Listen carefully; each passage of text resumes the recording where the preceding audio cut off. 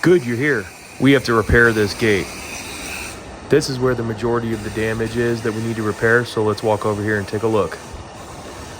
We just got one little picket broken off, and looks like this entire picket over here on this side is broken off, and they did some sort of patch job on both sides using through bolts and some flat bar aluminum. So we're going to remove that. We're going to patch the holes. We're going to replace the large picket and the small picket. We're going to grind these down. Oh, and there's a little spot over here that needs to be spray painted too. So let's get rid of that. Let's get to work. So I've got my angle grinder with a cutoff wheel. We're going to start off by cutting off the entire large picket. There's still some leftover stuff inside this channel, so very, very carefully I am basically just cutting out anything inside of there left over and getting it flush and getting all the paint off as well. Get it prepped for paint later. Now we're removing all these through bolts. And I have to say, a little bit of a side note, whenever you guys use an angle grinder with a cutoff wheel, please use a guard. I know I seem a little bit reckless using such a big wheel without a guard. I do it this way at my own risk, and I am extremely methodical when it goes to cutting. I have taken kind of crazy risks, but please, for my sake, always use a guard. It is extremely dangerous to do it that way, so please use all the proper safety equipment and procedures. All right, now that we got that off, we can move on to the next step. Right here, I'm just using basically a regular flap disc, flap wheel, whatever you want to call it, sanding disc. I'm just taking down the old weld that was existing previous to this damage. We're just going to get it down flat to the surface, and then I am going to buff it out later. I'm being very gentle not to dig in to the material because that will be seen after you paint it. All right, we got a new piece of channel. We're going to cut, we're going to measure it, and we're going to replace that small little section in between the broken pickets.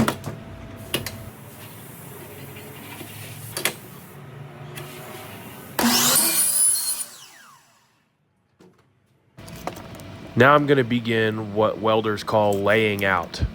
I'm basically just marking where my hole is going to be on the material so I can visualize where it's going to be. In this case, on this gate, those pickets are 1 inch square.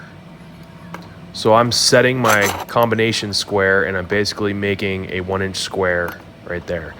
Now at the time I was laying this out, I forgot that my iron worker has to punch the channel from the inside of the channel. So after I filmed that, I actually remarked it from the inside of the channel. Here we go, let's get ready to punch. Perfect. All right, we're gonna cut off the old BS that they had on here to match exactly where our new piece needs to fit. Cut the left side here.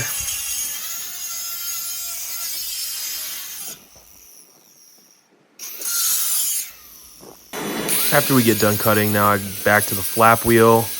We're gonna lightly take off the paint. We're gonna, while we're here, just take off the paint on the holes, get those ready to be welded.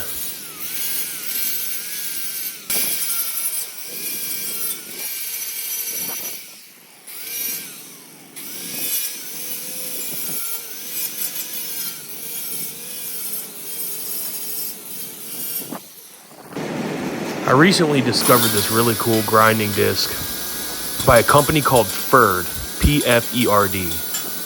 And this polyfan curve grinding disc allows you to grind on the very edge of the grinding disc. This is extremely helpful in a case like this where I have to remove material inside the channel and I really can't get to it. So I was able to grind the paint off really easily with this, and just in case Ferd is listening, I am accepting sponsorships.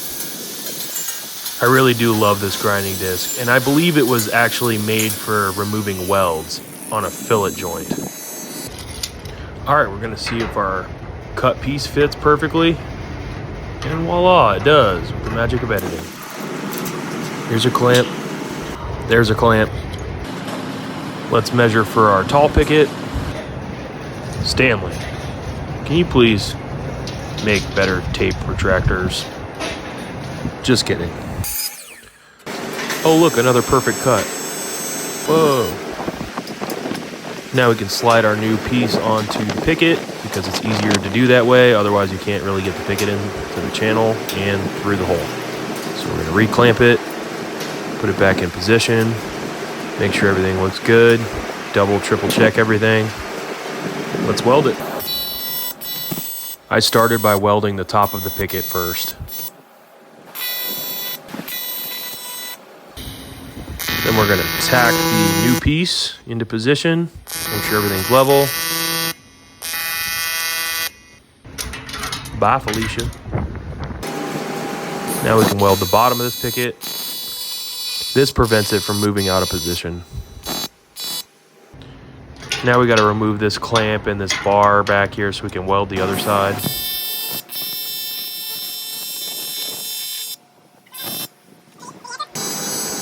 Now let's weld out the new piece. And for those of you who are going to make fun of me for starting and stopping, with aluminum welding, you can actually do this and it's not really going to interfere with the structural integrity of the weld. With steel welding or other forms of metal, that might be a different story, but with aluminum welding, this is perfectly okay and perfectly passable. I'd like to remind you that I am in an extremely uncomfortable position on the concrete floor on my knees, and this just makes it easier for me to stay on point. And for those of you who are going to say, well, why don't you just bring it inside and put it on a table and weld it out? I don't have the space in my shop, and this is a very large gate. Otherwise, I would absolutely love to have it on the table. All right, let's get these holes welded up. And just like that.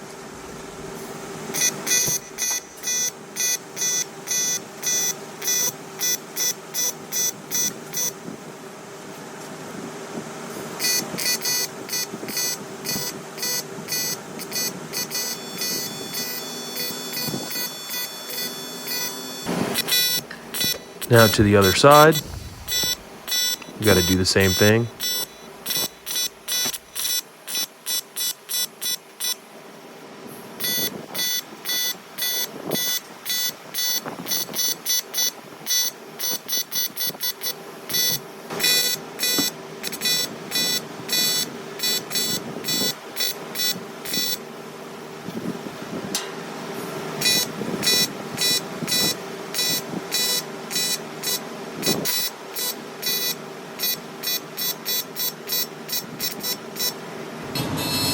All right, now we're going to take measurements for the small picket.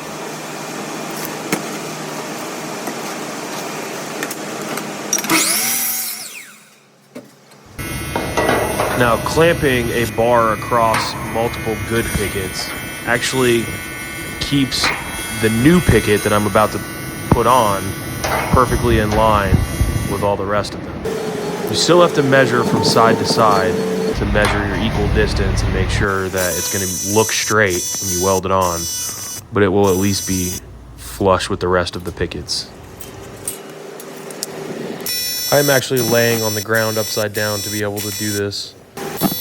Every day I dream about the day where I'll have a bigger shop with table space. But for now, I just got to keep doing it the way that I'm doing it. All right, let's grind down the welds over the holes. Let's get those flush, get them ready to sand, and get them ready to paint.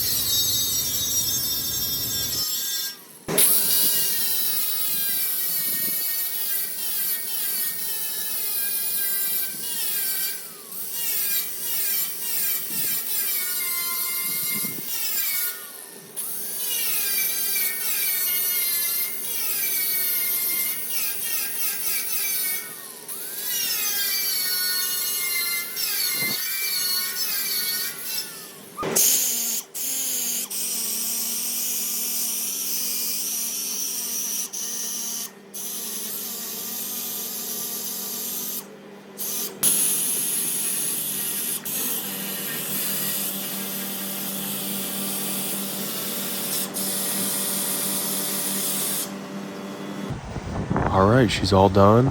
She looks really good. I think we're ready for paint.